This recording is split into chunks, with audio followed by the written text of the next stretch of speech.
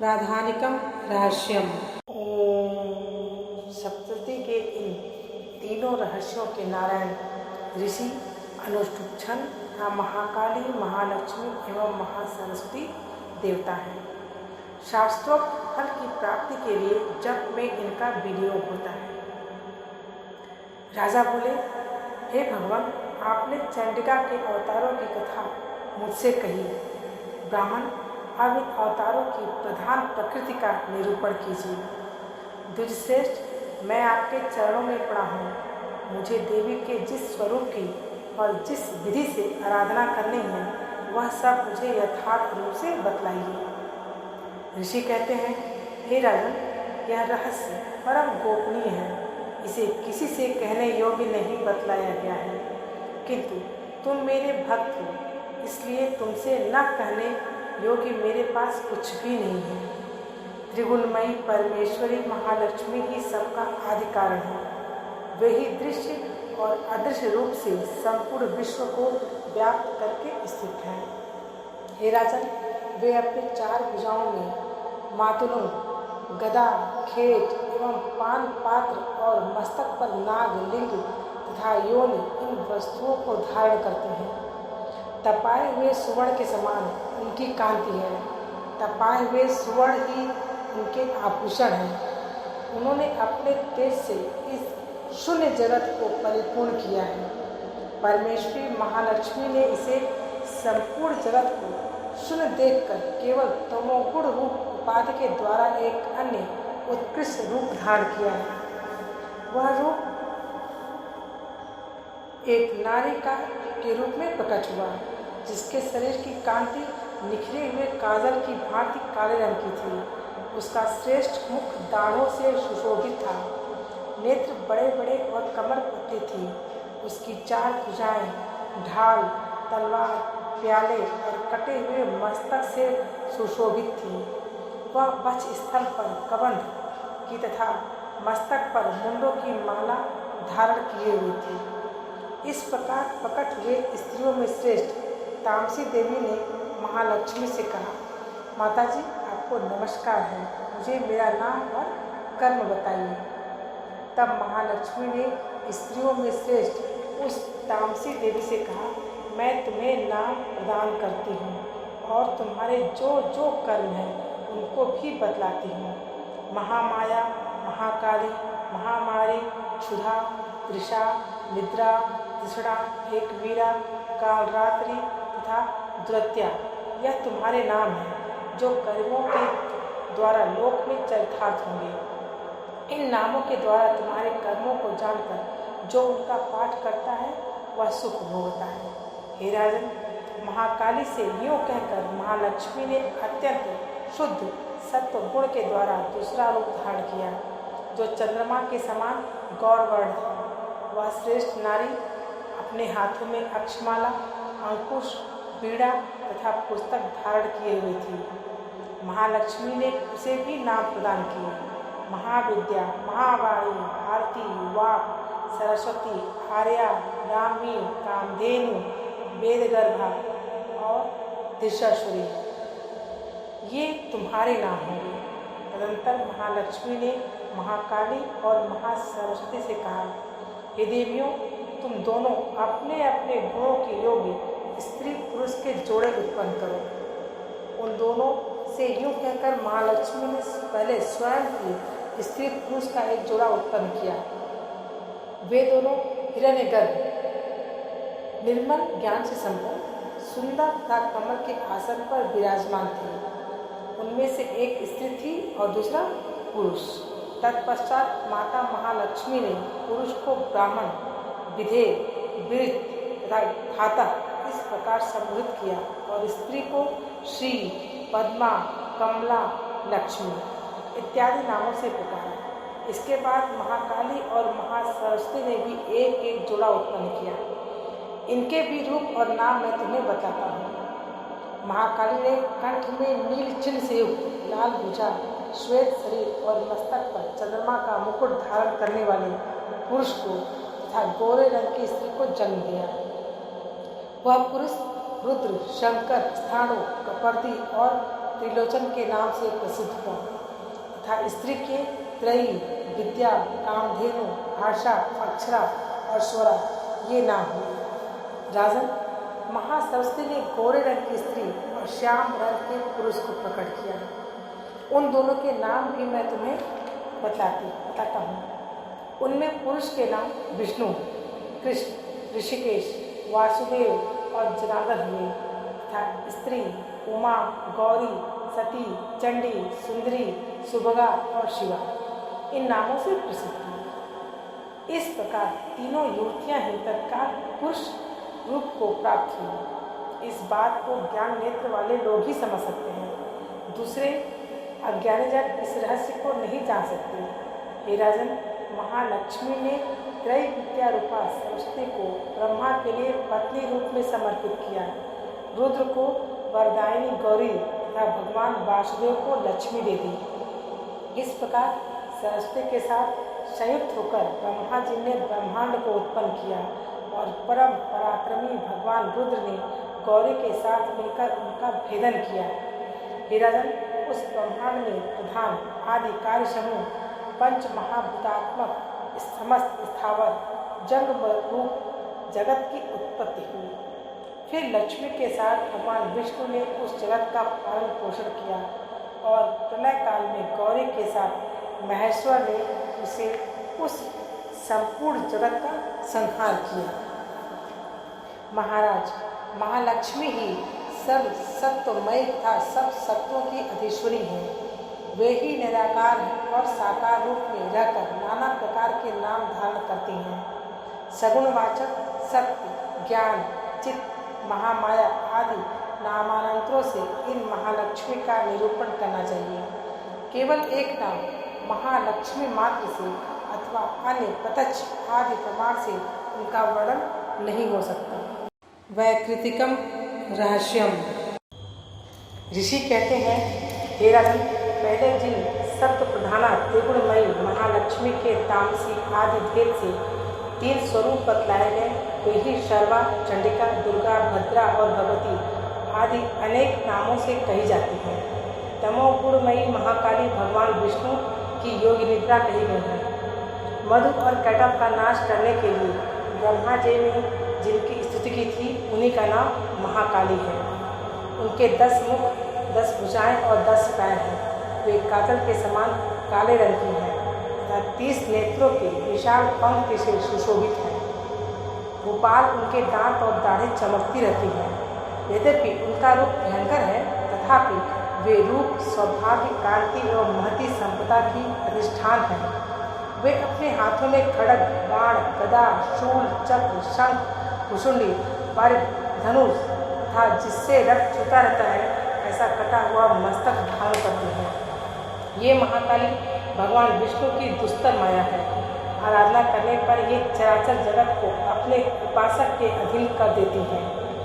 संपूर्ण देवताओं के अंगों से जिनका प्रादुर्भाव हुआ था, वे अनंत कांति से युक्त साक्षात महालक्ष्मी हैं। उन्हें ही त्रिगुणमयी प्रकृति कहते हैं तथा वे ही महिषासुर का मर्दन करने वाले हैं। उनका मुख गोरा, भुजाएं श्याम, स्तन मंडल अत्यंत श्वेत, कटिभाग और चरण लाल तथा जंघा और कुंडली नीले रंग की है। अजय होने के कारण उनको अपने शौर्य का अभिमान है। कटी के आगे का भाग बहुरंगे वस्त्र से आच्छादित होने के कारण अत्यंत सुंदर एवं विचित्र दिखाई देता है। उनकी माला, वस्त्र, आभूषण तथा अंगराग सभी विचित्र हैं। वे कांति, रूप और सौभाग्य से सुशोभित हैं। यद्यपि उनकी हजारों भुजाएं हैं, तथापि उन्हें 18 भुजाओं से युक्त मानकर उनकी पूजा करनी चाहिए। अब उनके दाहिनी ओर के निचले हाथों से लेकर बाईं ओर के निचले हाथों तक क्रमशः जो अस्त्र है उनका वर्णन किया जाता है। अक्षमाला, कमल, बाण, खड्ग, वज्र, गदा, चक्र, त्रिशूल, परशु, शंख, घंटा, पाश, शक्ति, दंड, चर्म, धनुष, पान पात्र और कमंडलू। इन आयुधों से उनकी भुजाएं विभूषित हैं। वे कमल के आसन पर विराजमान हैं, सर्वदेवमयी हैं तथा सबकी ईश्वरी हैं। राजन, जो इन महालक्ष्मी देवी का पूजन करता है वह सब लोगों तथा देवताओं का भी स्वामी होता है। जो एकमात्र सत्व गुण के आश्रित हो पार्वती जी के शरीर से प्रकट हुई थी तथा जिन्होंने शुंभ नामक दैत्य का संहार किया था, वे साक्षात सरस्वती कही गई हैं। पृथ्वी पते उनकी 8 भुजाएं हैं तथा वे अपने हाथों में क्रमशः वाण, मूषण, शूल, चक्र, शंख, घंटा, हल एवं धनुष धारण करती हैं। ये सरस्वती देवी जो निशुंभ का मर्दन तथा शुंभासुर का संहार करने वाली है, भक्ति पूर्वक पूजित होने पर सर्वज्ञता प्रदान करती है। हे राजन, इस प्रकार तुमसे महाकाली आदि तीनों मूर्तियों के स्वरूप बतलाए। अब जगन माता महालक्ष्मी जी की तथा इन महाकाली आदि तीनों मूर्तियों की पृथक पृथक उपासना श्रवण करो। जब महालक्ष्मी जी की पूजा करनी हो तब उन्हें मध्य में स्थापित करके उनके दक्षिण और वाम भाग में क्रमशः महाकाली और महासरस्वती का पूजन करना चाहिए और पृष्ठ भाग में तीनों युगल देवताओं की पूजा करनी चाहिए। महालक्ष्मी के ठीक पीछे मध्य भाग में सरस्वती के साथ ब्रह्मा का पूजन करें। उनके दक्षिण भाग में गौरी के साथ रुद्र की पूजा करें तथा वाम भाग में लक्ष्मी सहित विष्णु का पूजन करें। महालक्ष्मी आदि तीनों देवियों के सामने निम्नांकित 3 देवियों की भी पूजा करनी चाहिए। मध्यस्थ महालक्ष्मी के आगे मध्य भाग में 18 भुजाओं वाली महालक्ष्मी का पूजन करें। उनके वाम भाग में 10 मुखों वाली महाकाली का तथा दक्षिण भाग में 8 भुजाओं वाली महासरस्वती का पूजन करें। राजन, जब केवल 18 भुजाओं वाली महालक्ष्मी का तथा 10 मुखी काली का या अष्टभुजा सरस्वती का पूजन करना हो तब सब अरिष्टों की शांति के लिए इनके दक्षिण भाग में काल की और वाम भाग में मृत्यु की भी भली भांति पूजा करनी चाहिए। जब शुंभासुर का संहार करने वाली अष्टभुजा देवी की पूजा करनी हो तब उनके साथ उनकी 9 शक्तियों की और दक्षिण भाग में रुद्र एवं वाम भाग में गणेश जी का भी पूजन करना चाहिए। ब्राह्मी, महेश्वरी, कौमारी, वैष्णवी, वाराही, नरसिंही, ऐन्द्री, शिवदूती तथा चामुंडा ये 9 शक्तियाँ हैं। नमो दैव्ये इस स्तोत्र में महालक्ष्मी की पूजा करनी चाहिए तथा उनके 3 अवतारों की पूजा के समय उनके चरित्रों में जो स्तोत्र और मंत्र आए हैं उन्हीं का उपयोग करना चाहिए। 18 भुजाओं वाली महिषासुर मर्दिनी महालक्ष्मी ही विशेष रूप से पूजनीय है क्योंकि वे ही महालक्ष्मी, महाकाली तथा महासरस्वती कहलाती हैं। वे ही पुण्य पापों की अधीश्वरी तथा संपूर्ण लोगों की महेश्वरी है। जिसने महिषासुर का अंत करने वाली महालक्ष्मी की भक्तिपूर्वक आराधना की है वही संसार का स्वामी। अतः जगत को धारण करने वाली भक्त वत्सला भगवती चंडिका की अवश्य पूजा करनी चाहिए। अर्घ्य आदि से आभूषणों से, गंध, पुष्प, अक्षत, धूप, दीप तथा नाना प्रकार के भक्ष्य पदार्थों से युक्त नैवेद्यों से, रक्त सिंचित बलि से, मांस से तथा मदिरा से भी देवी का पूजन होता है। हे राजन, बलि और मांस आदि से की जाने वाली पूजा ब्राह्मणों को छोड़कर बताई गई है। उनके लिए मांस और मदिरा से कहीं भी पूजा का कोई विधान नहीं है। प्रणाम। आचमन के योग्य जल, सुगंधित चंदन, कपूर तथा तांबुल आदि सामग्रियों को भक्ति भाव से निवेदन करके देवी की पूजा करनी चाहिए। देवी के सामने बाएं भाग में कटे मस्तक वाले महादैत्य महिषासुर का पूजन करना चाहिए, जिसने भगवती के साथ सायुज्य प्राप्त कर लिया। इसी प्रकार देवी के सामने दक्षिण भाग में उनके वाहन सिंह की पूजा करनी चाहिए, जो संपूर्ण धर्म का प्रतीक एवं खड़विद ऐश्वर्य से युक्त है। उसी ने इस चराचर जगत को धारण कर रखा है।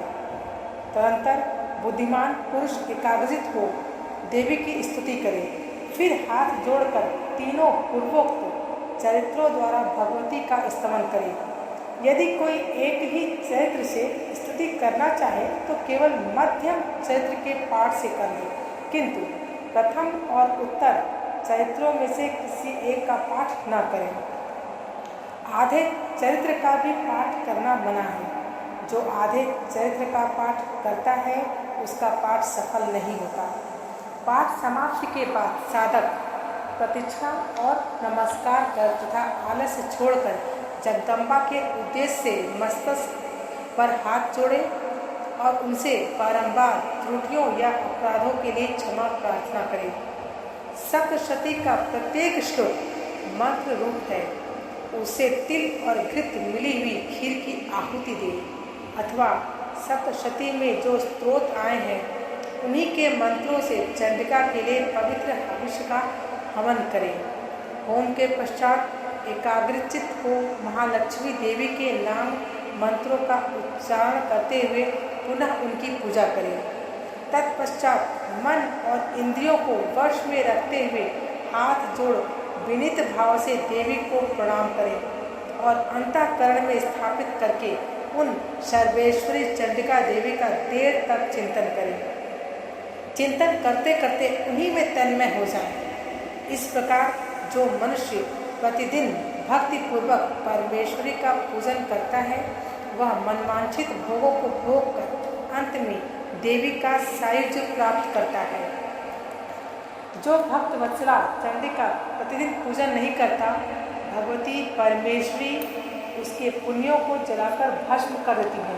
इसलिए राजन तुम सर्वलोक महेश्वरी चंडिका का स्तोत्र विधि से पूजन करो, उससे तुम्हें सुख की प्राप्ति होगी। मूर्ति रहस्यम।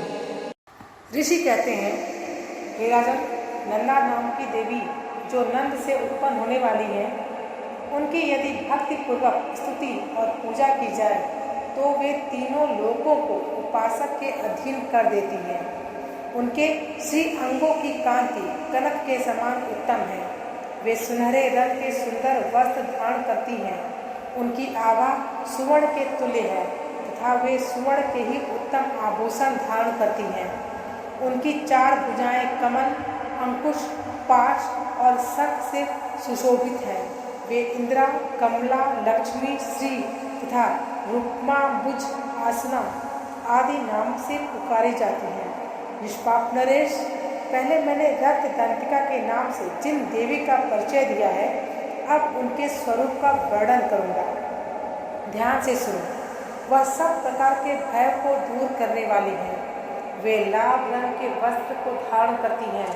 उनके शरीर का रंग भी लाल ही है और अंगों के समस्त आभूषण भी लाल रंग के हैं। उनके अस्त्र शस्त्र, नेत्र, सिर के बाल, तीखे नख और दांत सभी रक्त वर्ण के हैं। इसीलिए वे रक्त दंतिका कहलाती हैं और अत्यंत भयानक दिखाई देती हैं। जैसे स्त्री पति के प्रति अनुराग रखती है उसी प्रकार देवी अपने भक्त पर एक माता की भांति स्नेह रखते हुए उनकी सेवा करती है। देवी रक्त दंतिका का आकार वसुधा की भांति विशाल है। उनके दोनों स्तन सुमेर पर्वत के समान हैं। वे लंबे चौड़े अत्यंत स्थूल एवं बहुत ही मनोहर हैं। कठोर होते हुए भी अत्यंत कमनीय हैं तथा पूर्ण आनंद के समुद्र हैं। संपूर्ण कामनाओं की पूर्ति करने वाले ये दोनों स्तन देवी अपने भक्तों को पिलाती हैं। वे अपनी चार भुजाओं में खड़ग, पान पात्र, मूसक और हल धारण करती हैं। ये ही रक्त चामुंडा और योगेश्वरी देवी कहलाती हैं। इनके द्वारा संपूर्ण चराचर जगत व्याप्त है। जो इन रक्त दंतिका देवी का भक्ति पूर्वक पूजन करता है वह भी चराचर जगत में व्याप्त होता है। वह यथेष्ट भोगों को भोग कर अंत में देवी के साथ सायुज्य प्राप्त कर लेता है। जो प्रतिदिन रक्त दंतिका देवी के शरीर का यह स्तवन करता है उसी की वे देवी प्रेम पूर्वक संरक्षक रूप सेवा करती है। ठीक उसी तरह जैसे पतिव्रता नारी अपने प्रियतम पति की परिचर्या करती है। शाकंभरी देवी के शरीर की कांति नीले रंग की है। उनके नेत्र नील कमल के समान है। नाभि नीची है तथा त्रिवली से विभूषित सूक्ष्म है। उनके दोनों स्तन अत्यंत कठोर सब ओर से बराबर ऊंचे, गोल, स्थूल तथा परस्पर सटे हुए हैं। वे परमेश्वरी कमल में निवास करने वाली हैं और हाथों में बाणों से भरी मुष्टि, कमल, शाक समूह तथा प्रकाशमान धनुष धारण करती हैं। वह शाक समूह अनंत मनोवांछित रसों से युक्त तथा क्षुधा, तृषा और मृत्यु के भय को नष्ट करने वाला तथा फूल, पल्लव, मूल आदि एवं फलों से संपन्न है। वे ही शाकंभरी, शताक्षी तथा दुर्गा कही गई हैं।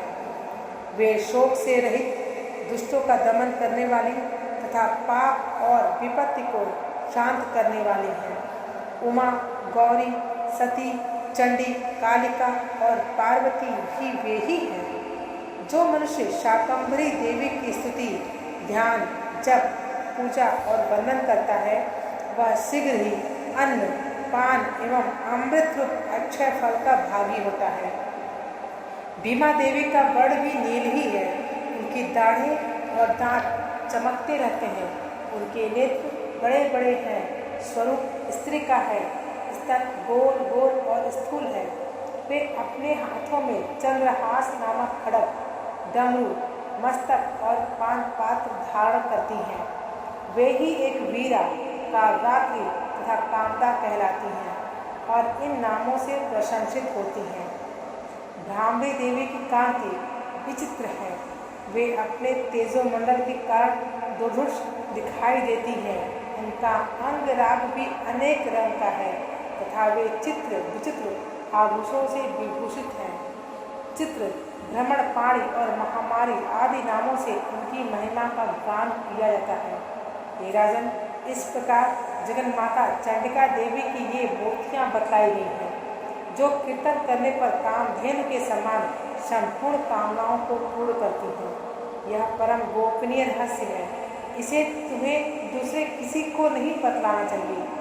दिव्य मूर्तियों का यह आख्यान मनोवांछित फल देने वाला है। इसीलिए पूर्ण प्रयत्न करके तुम निरंतर देवी के जप में लगे रहो। सप्तशती के मंत्रों के पाठ मात्र से मनुष्य 7 जन्मों में उपार्जित ब्रह्म हत्या सदृश घोर पातकों एवं समस्त कल्मषों से मुक्त हो जाता है।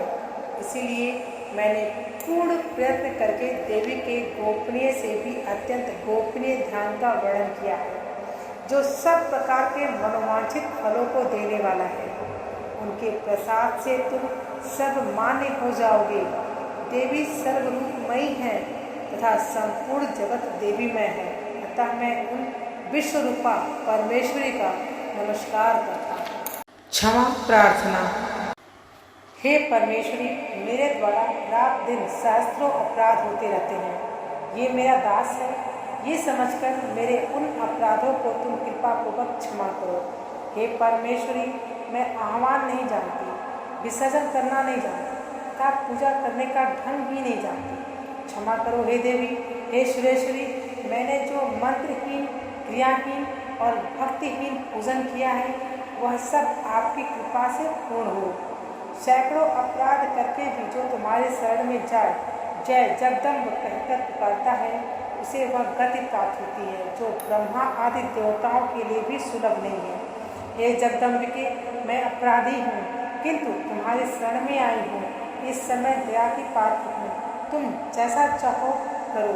हे देवी, हे परमेश्वरी, अज्ञान से, भूल से अथवा बुद्धि भ्रांत होने के कारण मैंने जो न्यूनता या अधिकता कर दी हो, वो सब क्षमा करो और प्रसन्न हो। हे सच्चिदानंद स्वरूपा परमेश्वरी, जगन माता कामेश्वरी, तुम प्रेम पूर्वक मेरी यह पूजा स्वीकार करो और मुझ पर प्रसन्न हो। हे देवी, हे सुरेश्वरी, तुम गोपनीय से भी गोपनीय वस्तु की रक्षा करने वाली हो। मेरे निवेदन किए हुए इस जप को ग्रहण करो। तुम्हारी कृपा से मुझे सिद्धि प्राप्त हो।